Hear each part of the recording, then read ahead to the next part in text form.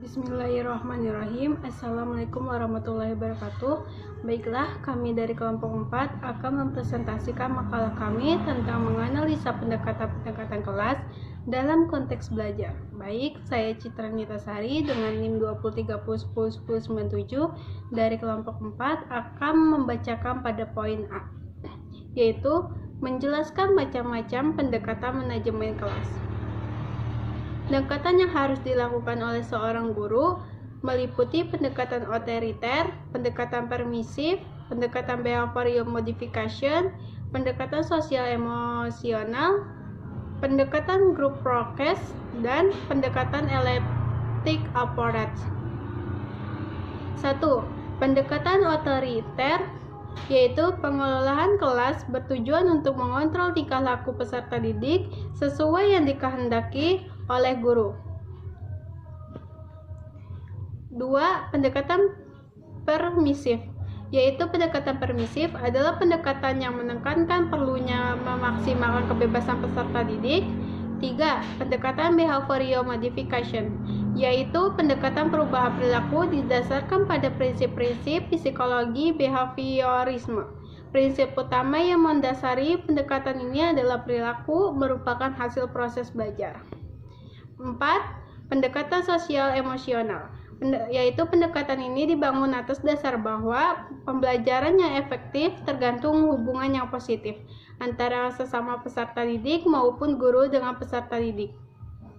5. Pendekatan group prokes, yaitu membutuhkan kemampuan guru dalam menciptakan momentum yang dapat mendorong kelompok-kelompok di dalam kelas menjadi kelompok yang produktif.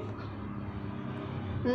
Pendekatan elliptic approach, yaitu pendekatan elliptic counseling menunjukkan pada suatu sistematika dalam konseling yang berpegang pada pandangan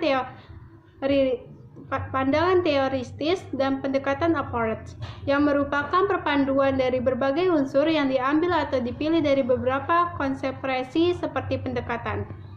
7. Pendekatan kompetensi, yaitu sistem pembelajaran berdasarkan kompetensi menekankan pembelajaran kecakapan dasar, yaitu basic skill atau left skill, yang secara umum disebut pembelajaran 3C, yaitu conscience, hati nurani atau comprehension, kepedulian sosial, dan kompetensi atau kecakapan, termasuk ke dalam life skill yang ditekankan akhir-akhir konseling yang berpegang pada pandangan teoristis dan pendekatan approach yang merupakan perpaduan dari berbagai unsur yang diambil atau dipilih dari beberapa konsep-presi seperti pendekatan. 7. Pendekatan kompetensi, yaitu sistem pembelajaran berdasarkan kompetensi menekankan pembelajaran kecakapan dasar, yaitu basic skill atau left skill, yang secara umum disebut pembelajaran 3C, yaitu conscience, hati nurani atau comprehension, kepedulian sosial, dan kompetensi atau kecakapan, termasuk ke dalam life skill yang ditekankan akhir-akhir ini adalah kecakapan negosiasi, kecakapan mengelola konflik, dan kecakapan menyantuni pluralisme. 8. Pendekatan keterampilan proses, yaitu pendekatan keterampilan proses adalah pendekatan pembelajaran yang menekankan pada proses, aktivitas, dan kreativitas peserta didik dalam memperoleh pengetahuan, keterampilan, nilai, dan sikap, serta menerapkan dalam kehidupan sehari-hari. 9. Pendekatan lingkungan, yaitu pendekatan lingkungan merupakan suatu pendekatan pelajaran yang berusaha untuk mengingatkan keterlibatan peserta didik melalui pendayagunaan lingkungan sebagai sumber belajar. 10. Pendekatan kontekstual, yaitu pendekatan kontekstual merupakan konsep belajar yang membantu guru mengaitkan antara materi yang diajar dengan situasi dunia nyata siswa dan mendorong siswa membuat hubungan antara pengetahuan yang dimiliki dengan penerapan dalam kehidupan mereka sebagai anggota keluarga dan masyarakat. 11. Pendekatan tematik. Pendekatan tematik yaitu ialah secara pengemasan pembelajaran dalam sebuah tema dari mata pembelajaran. Baik, hanya sekian penjelasan tentang poin A. Selanjutnya akan dibacakan oleh Dery Hermawan. Assalamualaikum warahmatullahi wabarakatuh. Baiklah, saya Dani Muhammad Ali akan melanjutkan hasil presentasi dari Citra Yunita Siri, dan saya akan membacakan tentang poin B, yaitu contoh-contoh pendekatan pengelolaan kelas. Yang pertama yaitu otoriter, yaitu pengelolaan kelas yang dilakukan dengan menunjukkan kekuasaan seorang guru terhadap siswanya, sehingga tindakannya untuk mengatasi penyimpangan tingkah laku yang dilakukan dengan tekanan-tekanan. Contoh dari pendekatan ini misalnya memerintahkan, tidak memarahi, menggunakan kekuasaan orang tua atau kepala sekolah untuk mengelola kelas. Dan yang kedua, primitif. Pendekatan primitif adalah pendekatan yang menekankan perlunya memaksimalkan kebebasan seorang siswa. Contohnya dari pendekatan ini yaitu seorang anak mengalami masalah dalam menyelesaikan tugas proposalnya, maka seorang guru membiarkan anak tersebut untuk mengatasi masalahnya sendiri. Dan anak tersebut diberikan kebebasan untuk melakukan hal itu. 3. Behavior modification.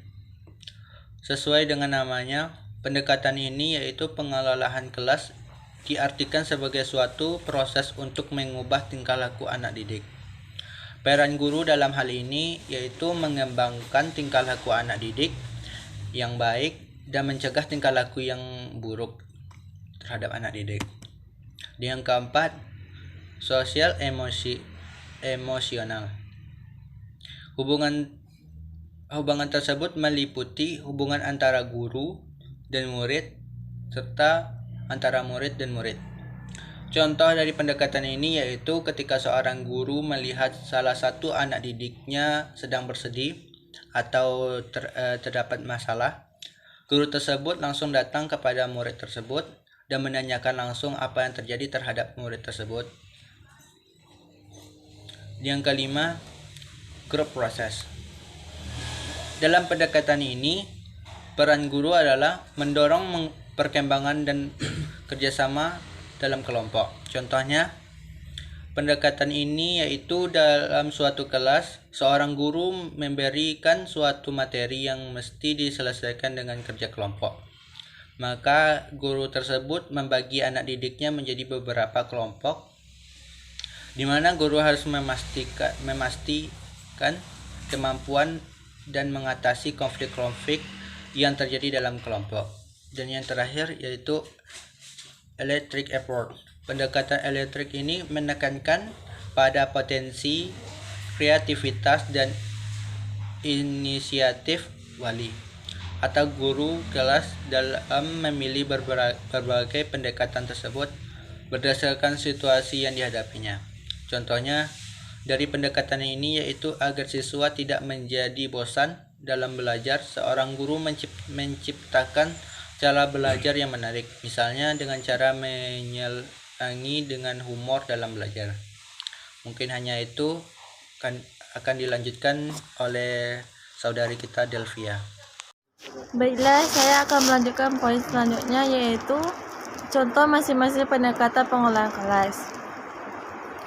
Kompetensi. Contoh dari pendekatan ini yaitu dalam proses belajar mengajar, ditemukan seorang siswa yang kurang cepat dalam menanggapi pembelajaran.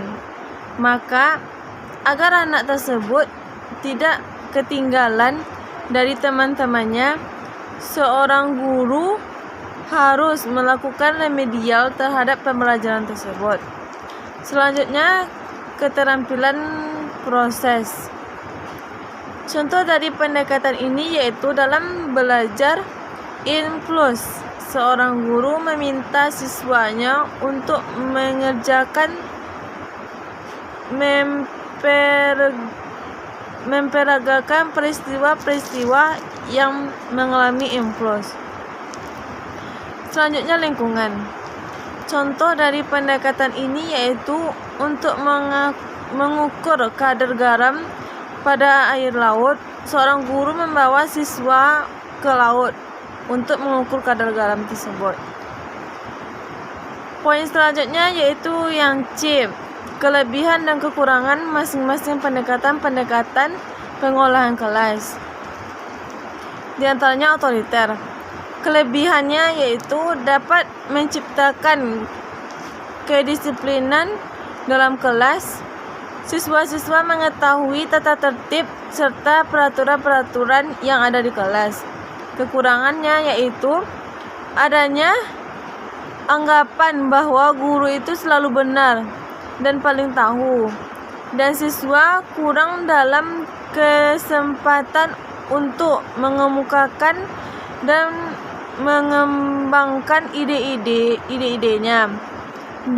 Dapat menciptakan kedisiplinan dalam kelas. Siswa-siswa mengetahui tata tertib serta peraturan-peraturan yang ada di kelas. Sekian, terima kasih. Assalamualaikum warahmatullahi wabarakatuh. Baiklah, saya akan melanjutkan poin yang ketiga, yakni kelebihan dan kekurangan masing-masing pendekatan tentang pengelolaan kelas. Yang pertama, kelebihan dan kekurangan pendekatan pengelolaan kelas dapat menciptakan kedisiplinan dalam kelas. Siswa-siswa mematuhi cara tata tertib serta peraturan-peraturan yang ada di kelas, dan semua nilai-nilai ataupun peraturan yang ditetapkan oleh wali kelas tersebut. Dan adapun kekurangannya dalam pendekatan pengelolaan kelas, yakni anggapan bahwa guru itu selalu benar dan yang paling tahu, dan siswa kurang diberi kesempatan untuk mengembangkan ide-idenya. Dapat menciptakan kedisiplinan dalam kelas. Siswa-siswa mematuhi tata tertib serta peraturan-peraturan yang ada di kelas.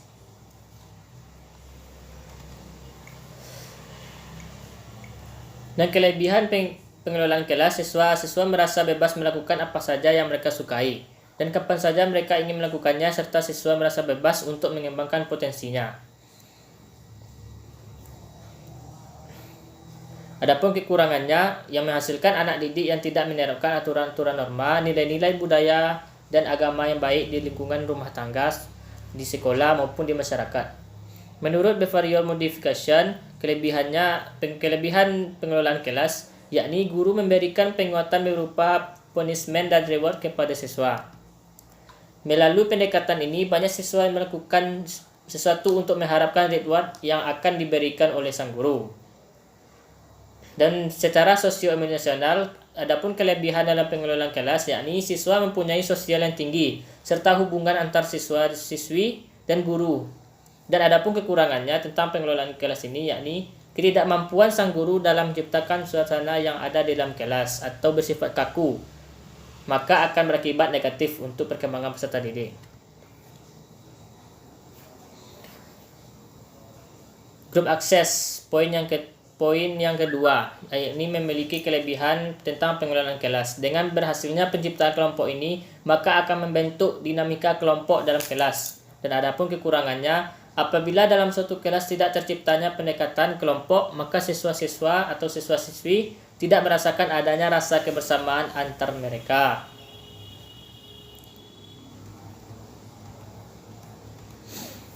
Baiklah, sekian dari saya. Assalamualaikum warahmatullahi wabarakatuh. Saya Dewi Fortuna akan melanjutkan penjelasan tentang kelebihan dan kekurangan masing-masing pendekatan pengelolaan kelas. 1. Otoriter. Kelebihan otoriter dapat menciptakan kedisiplinan dalam kelas. Siswa-siswa mengetahui tata tertib serta peraturan-peraturan yang ada di kelas.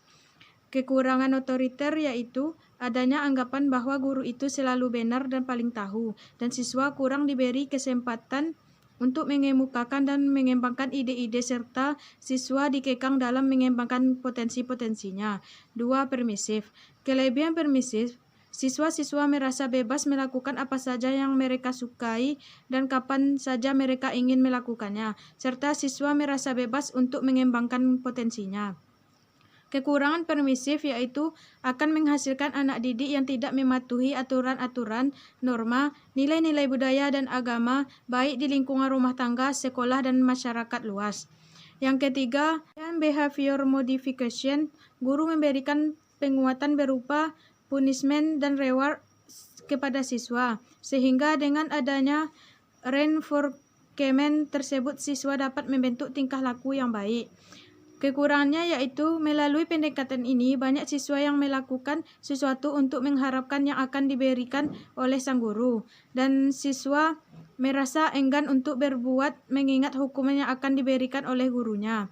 Yang keempat yaitu sosioemosional.